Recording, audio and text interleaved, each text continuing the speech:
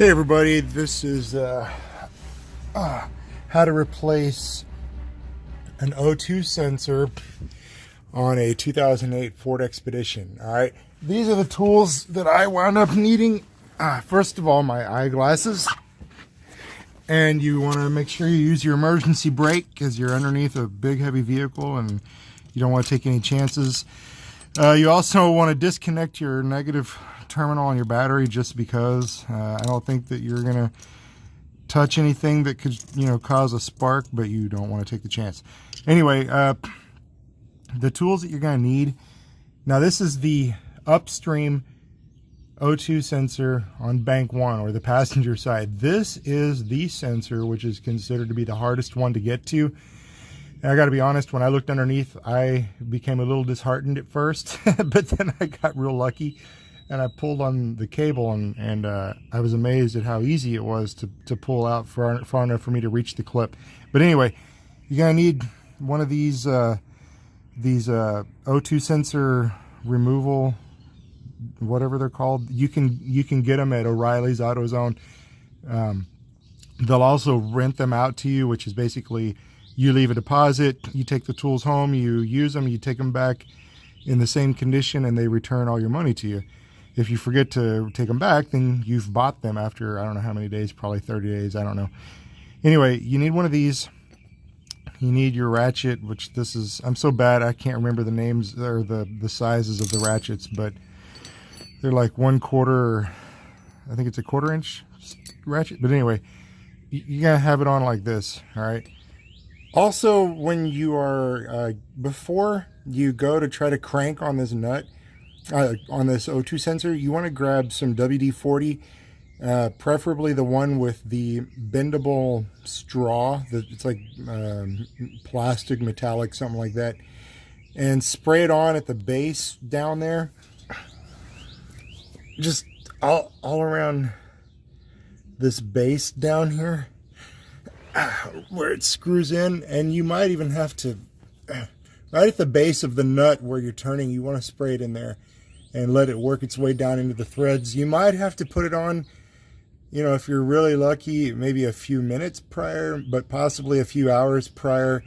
And if you spray it on and you use the proper O2 sensor removal tool and it's really still tight, then you might even have to spray it on again and possibly wait 24 hours or more for it to really work its way in there. Just be sure you don't crank on that thing to where it busts off, because then you got to take off your exhaust pipe. You don't want to do that. Again, I was so happy with how easy this was. And there's my old sensor right there. It's actually in decent shape, which tells me it may not have been bad, and I may wind up having to replace the catalytic converter, and I'm not happy about that, but whatever. You got to start with the easy stuff first. But as you can see, here's my O2 sensor. So I'm just going to kind of show you what I already did. And that was this O2 sensor. The thing you're going to need to know is that this O2 sensor is it goes right here. If you can see my finger, I'm trying to get my camera to focus. But it goes right there. This is the upstream bank one, or passenger side number one sensor. You have 4 of these O2 sensors. So that's the first one. Here's the second one. The second one is a lot easier to get to and a lot easier to disconnect this cable. This one, though, the problem that you're probably going to run into at first is the problem I ran into. You see that purple connector up there? That is actually that connector. Sorry, I know it's here. Let me reach through this way. There. You see my finger? This purple connector here on my 08 Expedition, at first it was not even anywhere near visible. I thought it was going to be like on top of the transmission. You do want to put the sensor in before you plug it into the harness, because if you plug it in first, then you're not going to be able to twist it around. You're not going to be able to turn this O2 sensor the way you need to. Now, you do not want to drop these sensors. They're super sensitive and they'll break. You don't want to get dirt on them, grease, nothing. I'm holding on to the cable while I try to maneuver this sensor in. This is a little easier when you're not recording, like such as I am right now. So sorry if I look a little clumsy. It's not. Whoa. And okay, it's kind of in there now.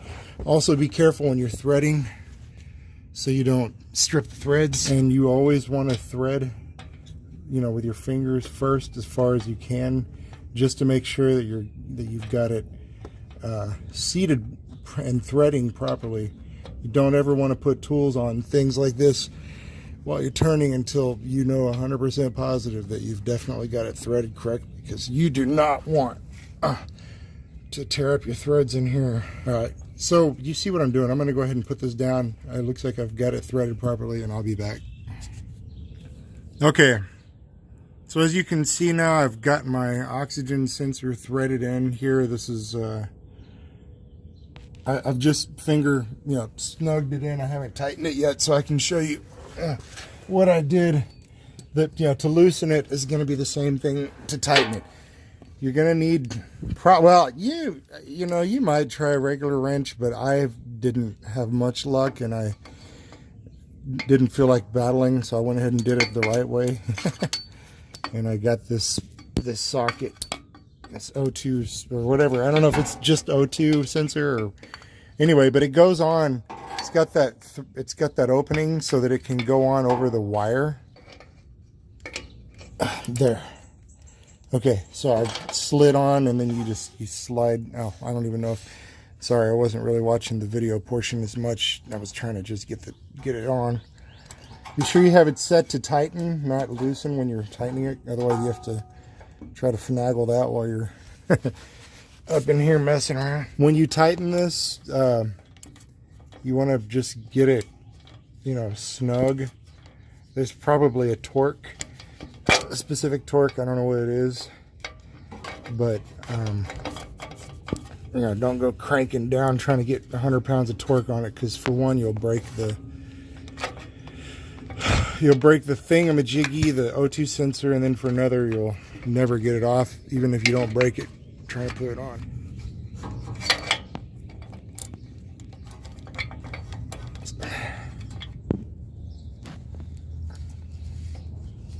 Okay, I think I've snugged it down just right. Again, there's probably specs. You want to look them up. Go for it. Torque them on. Go for it. I don't want to. Your O2 sensor wires need to be safely moved away from this exhaust pipe, because if you leave them hanging down, they'll burn, and there goes your. You have to redo it all again, and who knows what else could go wrong if that were to happen anyway.